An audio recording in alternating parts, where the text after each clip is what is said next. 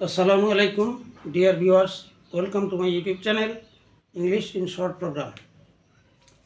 আজকে আমরা most common phrases and idioms এই পর্যায়ে দুটি ফ্রেজ শিখব। একটা হলো অফ ওয়ান্স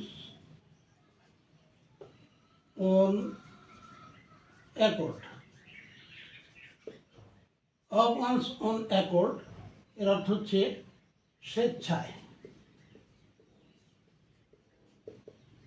যদি বলা হয় সে এই কাজটি স্বেচ্ছায় করেছিল, তাহলে হবে হি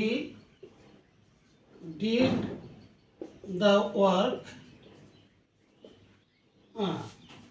of his own accord. He did the work, সে কাজটি করেছিল অফ হিজ ওন অ্যাকর্ড, তার নিজের ইচ্ছায়। এর ওয়ান্সটা যে কোনো ব্যক্তির ক্ষেত্রে তখন তার সেই প্রোনাউনের পজিটিভ ফর্মটা লিখতে হবে। He did the work of his own accord, সে কাজটি করেছিল তার নিজের ইচ্ছায়, স্বেচ্ছায় সে কাজটি করেছিল। আচ্ছা, আরেকটা ফ্রেজ শিখব।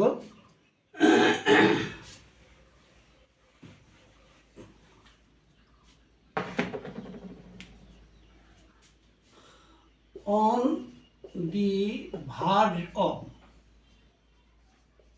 ভার্জ অফ মানে একেবারে নিকটে, খুবই নিকটে, কিনারায়, এরকম কিনারায়।